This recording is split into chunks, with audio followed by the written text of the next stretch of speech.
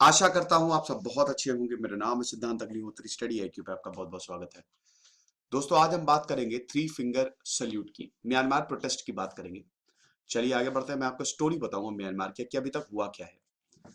हमारी test series जरूर आप अवेल करें। आईबी के एग्जाम्स होने वाले हैं। 10 टेस्ट हैं, काफी अट्रैक्टिव ऑफर्स है। 500 रुपए में आपको मिल जाएगी, बहुत ज्यादा फायदा होगा। इंस्टा पे मैं आ गया हूँ। कुछ लोगों ने बोला, मैंने अभी एक फोटो डाली थी रेड वेलवेट के साथ, तो वहां पे मैंने लेक्चर में बोल दिया था कि मैंने फोटो डाली थी रेड वेलवेट के साथ। तो उसके बाद मुझे इतने सारे कमेंट्स आए कि सर आपका लेक्चर सुन के हम इंस्टा पे आ गए। तो आप जरूर फॉलो करिए। मैं ट्रैवल करूंगा तो आप मुझसे सवाल पूछ सकते हैं। ट्रैवल करेंगे तो क्यों सवाल पूछेंगे, मतलब वन टू वन इंटरेक्ट कर सकते हैं। तो मैं अपडेट्स डालूंगा यहाँ पे ही। ये देखो, ये है म्यांमार। देखो, म्यांमार की बात करें तो म्यांमार तो वैसे तो राजा महाराजाओं के पास हमेशा रहा है और बड़ा इंपॉर्टेंट है भारत के लिए। म्यांमार जो है, वैसे तो ब्रिटिश ने म्यांमार के ऊपर रूल किया।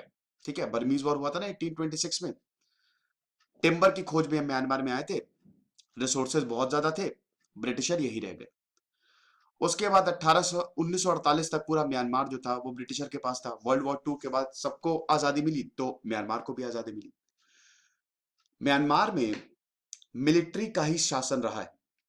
अभी जो आप खबर देख रहे हैं कि म्यांमार में प्रोटेस्ट हो गए, वो उसका बैकग्राउंड समझो पहले। जब म्यांमार आजाद हुआ, मतलब एक तरीके से स्वतंत्र हुआ, तो म्यांमार में 1962 तक सब कुछ ठीक चला। आंग सॉन्ग, जो कि आंग सांग सूकी के पिताजी हैं, यहां पे ये लीडर बने। 1962 तक सब ठीक चला, लेकिन उसके बाद उनको मार दिया गया। और मिलिट्री के बहुत बड़े डिक्टेटर जिनकी सोशलिस्ट पार्टी थे, यू ने विन, उन्होंने तख्ता पलट कर दिया। आपको बता दूं, म्यांमार का इतिहास मैंने कई बार कवर किया। आंग सांग सूकी की बायोग्राफी कवर किया, आप देखिएगा। तो हुआ क्या कि मिलिट्री ने 1962 से लेकर 1988 तक रूल किया। इधर आंग सांग सूकी के पिताजी को खत्म, उड़ा दिया। आंग सांग सू की भागी, कहां भागी? भारत में आई। मैं बताता हूं कि भारत के लिए कितनी बड़ी अभी समय प्रॉब्लम क्रिएट हो गई है। म्यांमार प्रोटेस्ट से भारत के लिए क्या धर्म संकट आ गया है। तो आंग सांग सू की भारत में आई। आपको बता दो कि आंग सांग सू की पूरी पढ़ाई भारत में हुई है। दिल्ली यूनिवर्सिटी में पढ़ी है भाई वो। दिल्ली यूनिवर्सिटी में पढ़ी है। इधर म्यांमार में फुल ऑन मिलिट्री सरकार चल रही है, जुंटा जिनको बोलते हैं। इधर यू नवीन अपनी सरकार चला रहे हैं। 1988 में ये जो डिक्टेटर था, इसने स्टेप डाउन किया और आंग सांग सू की म्यांमार वापस गई। यहीं से कवाड़ा शुरू हो गया। आंग सांग सूकी को लगा कि सब कुछ बढ़िया होगा। उन्होंने अपनी जो उनकी डेमोक्रेटिक पार्टी है उसको रजिस्टर करवाया। सब कुछ बढ़िया था। लोग हमेशा डेमोक्रेसी को सपोर्ट करते हैं। आंग सांग सूकी को फुल ऑन सपोर्ट था। आंग सांग सूकी आई, लोगों की भीड़ जमा हो गई। हमारे हीरो आ गई, हमारी हीरो आ गई और यही अगली लीडर होगी। मिलिट्री को रास नहीं आया। 8888 अपराइजिंग, 8 अगस्त 1988, म्यांमार में फिर से काला दिन शुरू। इधर एक डिक्टेटर ने स्टेप डाउन किया, दूसरी डिक्टेटर से फिर से शुरू हो गई। आंग सांग सूकी को पकड़ा और 8 अगस्त 1988, बड़ा फेमस 8888 अपराइजिंग है, पढ़िएगा उसके बारे में, उठा के जेल में डाल दिया। जेल में नहीं, सॉरी, हाउस अरेस्ट कर दिया। नजरबंद कर दिया घर में।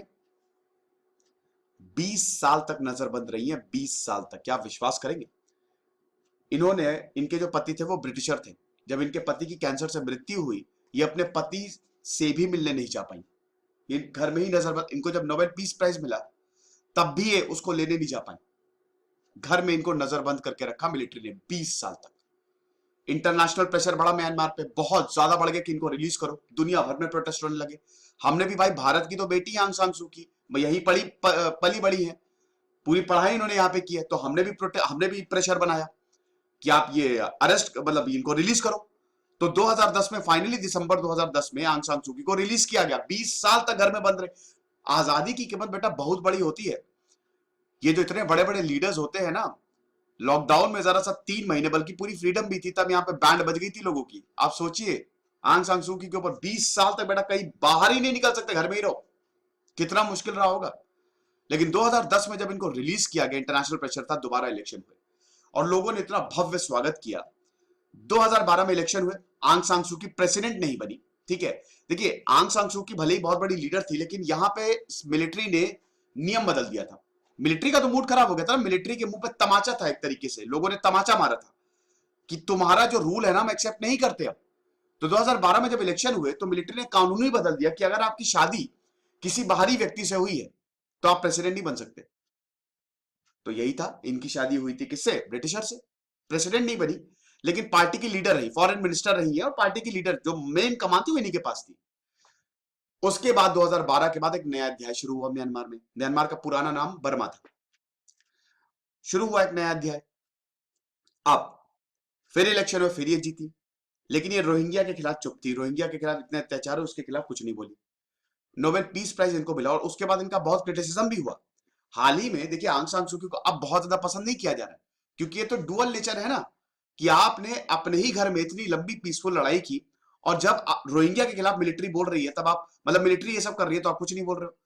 तो यहां पे आंग सान सू की अब रीजन दिए जाते हैं कि भाई अभी भी उनकी नहीं चलती एक तरीके से, फिर उनका पॉलिटिकल वोट चला जाएगा, ये सारे रीजन दिए जाते हैं। बट एनीवे वो एक अलग टॉपिक है।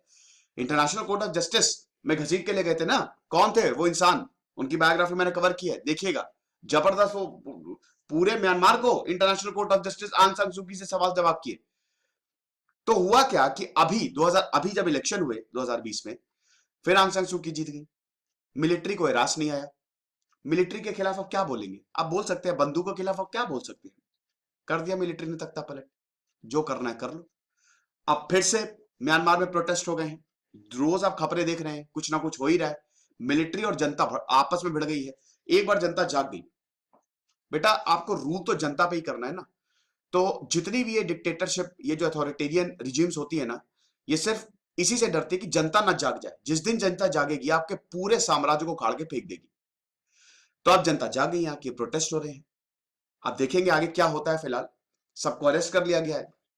इंटरनेशनल प्रेशर बहुत ज्यादा। भारत के लिए सबसे बड़ी प्रॉब्लम यह है कि भारत सपोर्ट किसका करे? हमको मिलिट्री का सपोर्ट करना जरूरी है, क्योंकि दोस्तों म्यांमार से भारत के रिश्ते बहुत अच्छे हैं।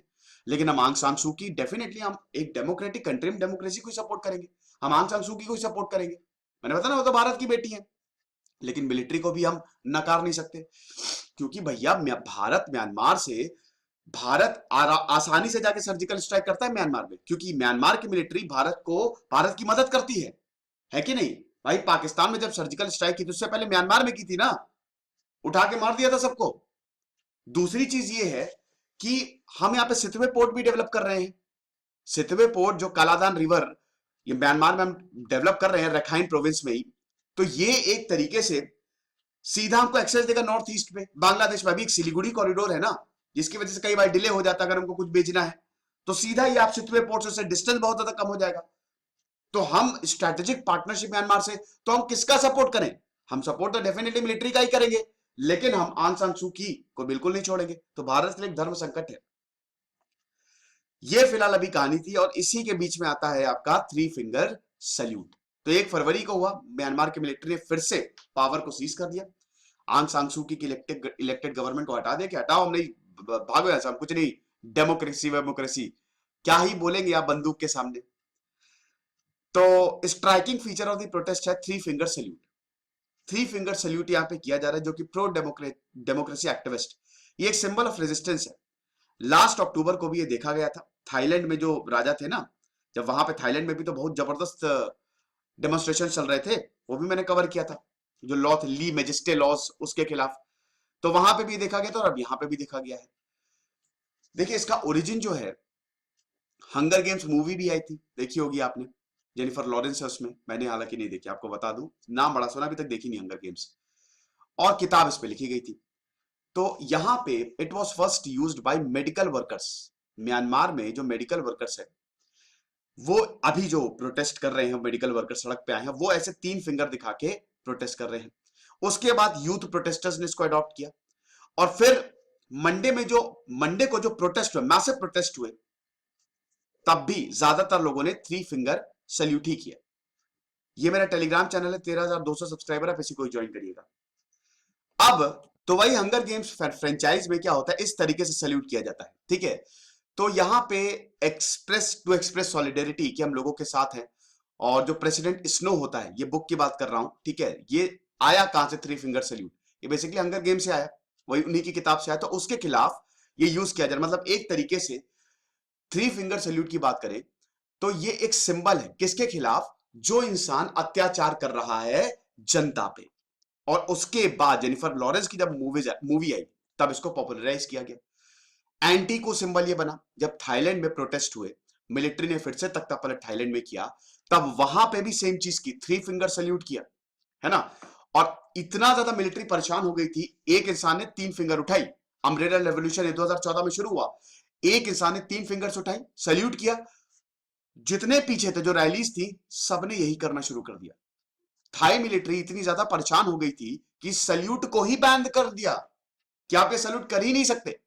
ये एक एंटी अथॉरिटेरियन मैसेज था। आप देख सकते हैं ना, कविताएं, सिंबल्स, ये सब कितने ज्यादा ताकतवर होते हैं। मिलिट्री तक का दिमाग खराब हो गया था। म्यांमार में 2010 के बाद से जो डेमोक्रेटिक रिफॉर्म्स आए, मैंने बताया ना 2010 में इधर आंग सान सूकी को रिलीज किया गया, उसके बाद इलेक्शंस हुए। अब इंटरनेट, हर कोई इंटरनेट यूज कर सकता है। मिलिट्री के समय आप इंटरनेट यूज करेंगे? नहीं कर सकते यार। कैसे कर सकते हो आप? पता नहीं चल जाएगा ना देश में क्या हो रहा है। पता चला तो पूरी दुनिया आपके ऊपर चढ़ जाएगी। तो इसीलिए 2010 के बाद से जब डेमोक्रेसी आई म्यांमार में, आंग सान सू की आई, उसके बाद हर कोई इंटरनेट यूज कर रहा है। अब भाई 2010 के बाद जो बदलाव हुए हैं, यहां पे म्यांमार ग्लोबल हो गया है। कुछ भी होगा इंटरनेट से खट्टाखट सोशल मीडिया पे डालेगा, और यही हो रहा है इस समय। इसीलिए पूरी दुनिया जो है वो इस कू को, जो तख्ता पलट हुआ है, इसके खिलाफ खड़ी हुई है। अब आप देख सकते हैं कि इस प्रोटेस्ट के साथ, ये थ्री फिंगर्स के साथ रेड रिबन्स भी अटैच किए हैं। ये एक सिंबल ऑफ सॉलिडेरिटी है, ठीक है। और रेड फ्लावर्स भी, मतलब एक तरीके से पीसफुल है ये पूरा प्रोटेस्ट। हिंसा फिलहाल, अब देखिए, आर्मी की तरफ से तो हिंसा देखने को मिलेगी ही मिलेगी, लेकिन अभी सिचुएशन काफी नाजुक है और देखना होगा क्या होता है आगे। फिलहाल ये थी, देख रहे हैं डेमोक्रेसी की कीमत कितनी बड़ी होती है। और 2010 से 2020 से 2030 तक दोस्तों, एक चीज तो है, दुनिया की बड़ी बड़ी डेमोक्रेसीज के लिए बहुत बड़ा चैलेंज होने वाला है। आने वाला समय इतना अच्छा शायद ना हो। देखना पड़ेगा कैसे जाता है ये दशक। खुश रहिए, पढ़ते रहिए। जैसे सिद्धांत अग्निहोत्री, साइनिंग ऑफ।